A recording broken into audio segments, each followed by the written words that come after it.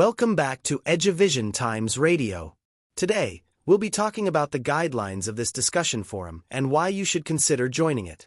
So you want to get up to speed on what's important, but without getting totally overwhelmed by information overload. Yeah, I think we all feel that way sometimes. Definitely. So today, we're going to take a closer look at the EduVision Times Radio discussion forum. Okay. Our goal is pretty simple, really. Figure out what this forum is actually about and, could it be a genuinely useful resource for you if you happen to be involved in education or maybe research innovation, even just thinking about your next career step. And we've got a couple of documents to help us, right? Exactly. We've got the forum's official guidelines and some snippets explaining its purpose, its why. Got it. Okay, let's dig in. Right. So what's the first thing that jumps out? Well, what's interesting right away is how these documents kind of give you a peek behind the curtain. It's not just what the forum is, but what they want it to be. It's clearly not just some random message board. It's specifically designed for learners, educators, researchers, and, people looking at career stuff. So a defined audience. Exactly. And the stated aims are all about sparking, meaningful conversations, letting people share what they know, and helping them connect. Networking, basically. Yeah, networking and knowledge sharing. So if you're someone who really values getting good info and maybe making connections in those fields, that seems to be a core offer here. Makes sense. And it's not just a general free-for-all either, is it? They seem quite specific about the topics. They are. The guidelines clearly lay out the main themes.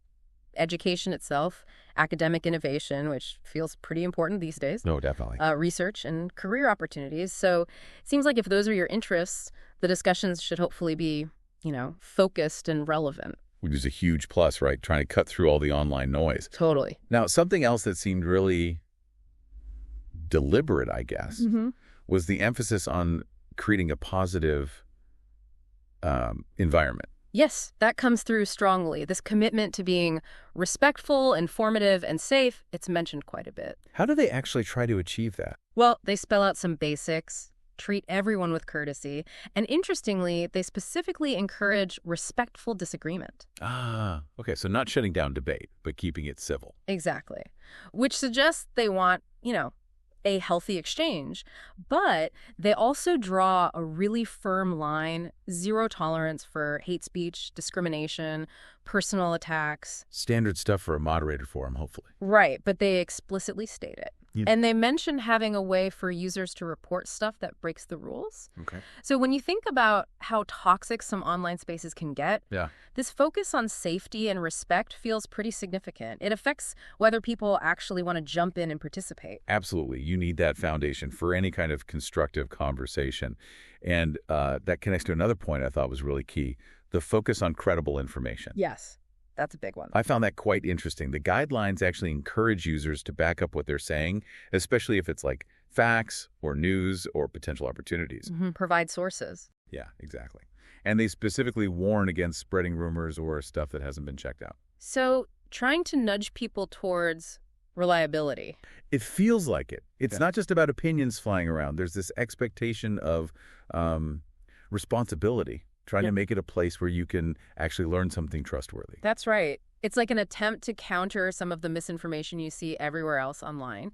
And this credibility thing really matters when you get to things like job postings or academic opportunities that might pop up. Right, because those could be really valuable finds. They could be, but the guidelines are super clear. Everyone needs to independently check out all the details themselves before, applying or taking any action. Okay, so disclaimer. A big one. EduVision Times explicitly says they don't guarantee the listings are legit or even still available. So it's a look, but definitely verified situation. Pretty much. Which manages expectations right. It offers a potential upside without promising the moon. That seems sensible. It gives people a potential lead, but puts the onus on them to check it. Okay, what about self-promotion? That's always a tricky one in forums. Yeah, they address that too. There are restrictions on just blatant self-promotion or advertising. The idea is to keep the focus on the community and the actual discussions. Right. So unless what you're sharing is directly relevant to the conversation and genuinely useful to other members. Don't just plug your own stuff. Exactly. Just promoting your own products or services for the sake of it isn't really what they're going for. And they mention moderators can step in and remove that kind of content if it doesn't fit. Good. Keeps the space focused on exchange, not just ads. Precisely. You want that genuine interaction. And building on that community idea, they also talk about privacy, which is obviously huge online. Yes. Respecting privacy is highlighted. The guidelines emphasize not sharing personal or confidential info publicly. Whether it's yours or someone else's. Right. Basic online etiquette, but important to state. They even suggest using private messages for things that are more personal or one-on-one. So maintaining boundaries. Yeah, it's about creating that environment where people feel okay sharing, but, within safe limits. It does make you think about how different online communities handle that balance. It's a really fine line to walk, isn't it? Between open discussion and protecting individuals. It is. Okay, so we have these guidelines. What happens if someone, doesn't follow them? Is there an enforcement mechanism? Seems so. First, there's the standard disclaimer that the views are from individual users, not EduVision Times itself. Right, the usual CYA. Exactly. But more pointedly, they describe a moderation process.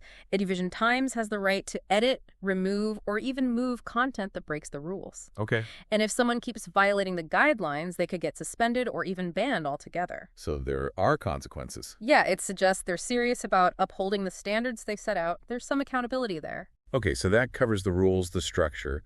But what about the overall vibe? What kind of interactions are they actually hoping for? What's the spirit of the place? Well, the guidelines wrap up by really encouraging things like curiosity, being helpful, and just having a positive attitude. The softer side. Kind of. They explicitly want members to feel comfortable asking questions, sharing their own insights or experiences, and importantly, helping others grow. Contributing to the community. Exactly. And those excerpts from the Why EduVision Times Radio document, they really reinforce this idea of it being about collective learning, share opportunities. Like a collaborative space. Yeah, it seems the goal is something more active and collaborative than just, passively reading stuff online. They want engagement. Okay, that paints a clearer picture. So, if we were to boil it down, what are the main takeaways? Why might someone listening think, okay, this forum could be for me? All right, let's summarize. First, if your main interest lies squarely in education, research, innovation, or maybe career development, it offers a dedicated space for those topics. Targeted content. Right. Second, if you're actively looking to connect with people in those areas, students, teachers, researchers, professionals, Peers and experts. It provides that specific networking potential. Third, the strong emphasis on creating a respectful, safe environment could be a really big draw if you're wary of, let's say, less moderated online spaces. A safer harbor. Potentially. And finally, if you're the kind of person who actually enjoys participating, asking questions, sharing what you know, helping others out, the forum seems built to encourage exactly that kind of active engagement. Got it. So pulling it all together, the EduVision Times Radio Discussion Forum looks like it's trying to be this carefully curated online community. Yeah, curated is a good word. Aiming for productive talks, knowledge sharing, valuable connections, all within those specific fields: education, research, innovation, careers. And built on principles of respect, credible info, safety. While still offering potential pathways to find opportunities, but with that big caveat, you have to check things out yourself. Absolutely. That verification piece is key. Okay, so that brings us to the final thought, really, for you listening. Given your interest in, say, staying current in your field or maybe exploring new career paths, efficiently getting solid knowledge, could a focused online community like this one actually offer you valuable insights, maybe useful connections, provided, of course, you go in with a discerning eye and you're ready to actually engage? It's definitely something to think about, isn't it, as you navigate how you learn and connect professionally online? Stay tuned to EduVision Times Radio. Like, share, and subscribe to EduVision Times Radio. EduVision Times Radio, where news meets meaningful discussion.